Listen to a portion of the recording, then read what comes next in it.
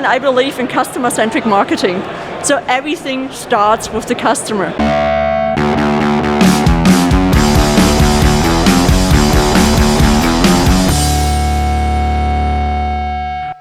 Welcome to Roll Right In with the Start Summit edition, and today with us, Johanna Goldhofer. Johanna, great to have you here. Yeah, thanks for having me. Johanna, you are a professor here at the University of St.Gallen for marketing. Yes. Can you tell us a bit about you? My passion is marketing, and also marketing combined with sustainability. And I would say I'm quite lucky to have found this job, because my job is actually my passion.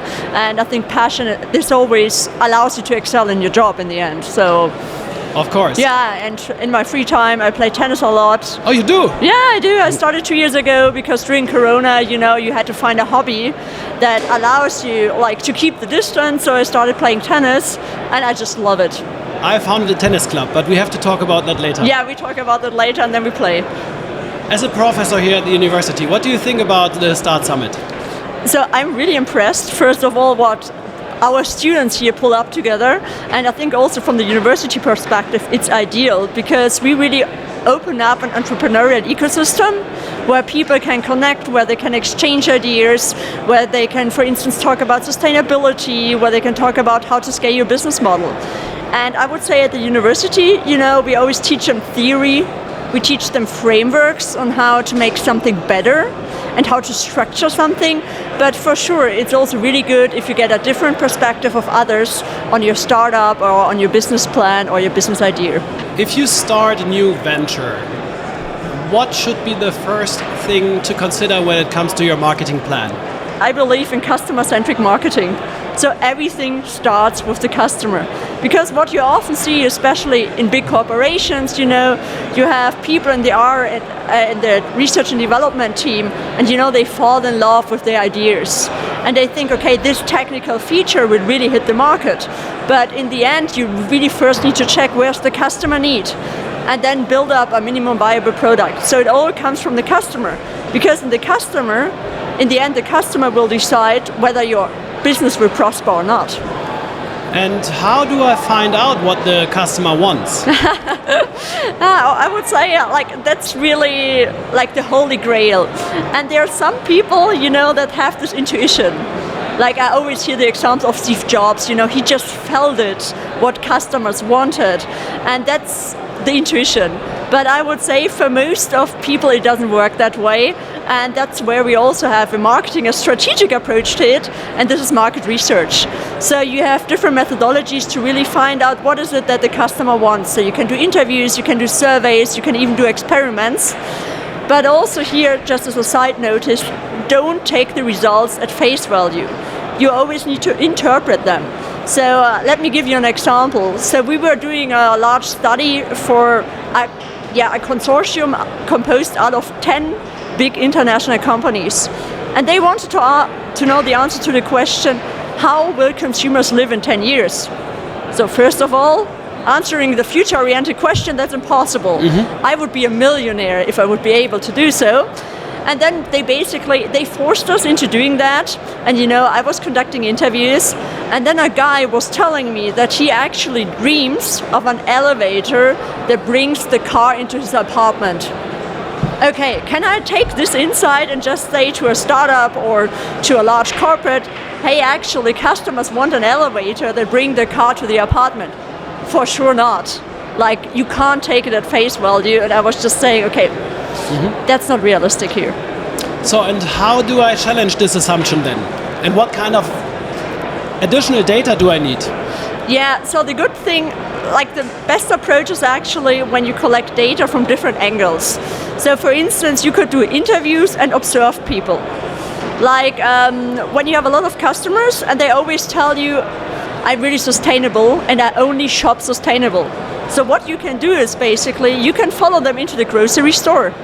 You can look at them, and then you will see when they need to decide between the butter that is a little bit cheaper and the butter that is sustainable, most consumers still pick the butter that is cheaper. And then you have a point really for challenging it. Is it really true what you are stating? Because what they tell you is not always right, or often they don't even know what they want and what they need. And that makes it a little bit tricky. And I would say this is also why marketing is an art and a science. So on the science you can really investigate it, but art is really you bring your own perspective to it and your interpretation. And this then allows you to develop a top-notch product, for instance. Yeah, it sounds like marketing research then is also very much connected to product development. Yeah, for sure. Because especially when you come from customer-centric marketing, if you just develop a product inside your silo, and you just think that's an amazing idea, and I just love this technical feature, it's always bad advice basically to think what you are thinking also applies to the others.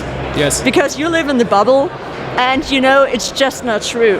And I really had this insight like 2 years ago. I was in a barbecue party in Zurich, we have those nice rooftops, and I looked around, and on the barbecue there was only vegan meat. There was no real meat. And I just thought, oh, insight generated. I went home, I bought some stocks from Beyond Meat. We all know what happened to them. So what was my mistake? I was basically interfering from my surrounding. No one eats meat any longer to the larger population. Yes. And that's also what a lot of people do in marketing and market research. And then it's not just your bubble usually you market to.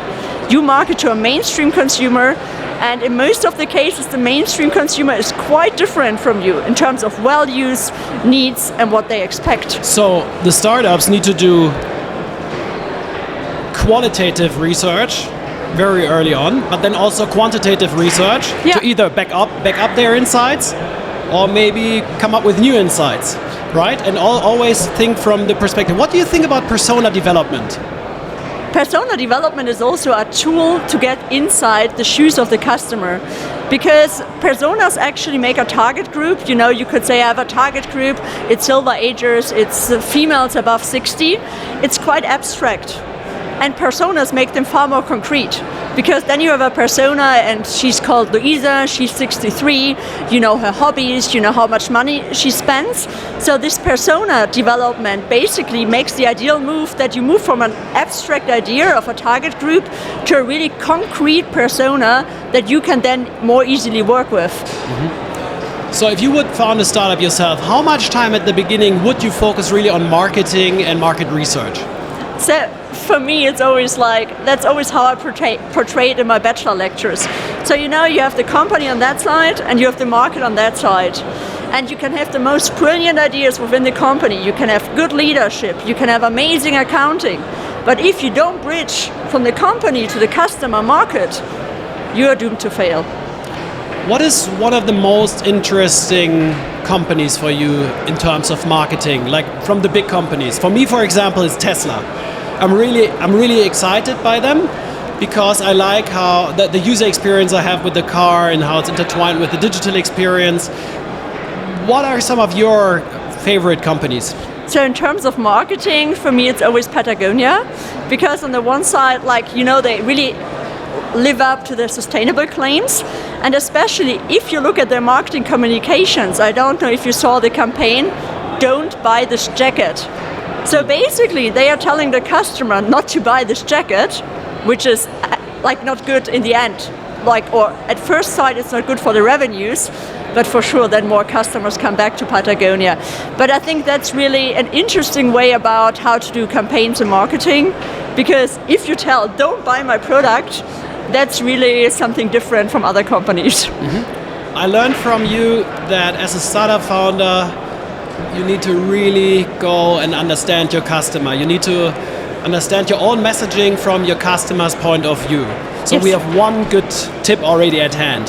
What would be the tips number 2 and 3? So really first, as you mentioned, really to dive into the customer. What we also see, especially in marketing, is that sustainability is gaining more and more importance. So really think within your model, basically, what kind of sustainable goals do you address? Because it just pops up everywhere and everywhere.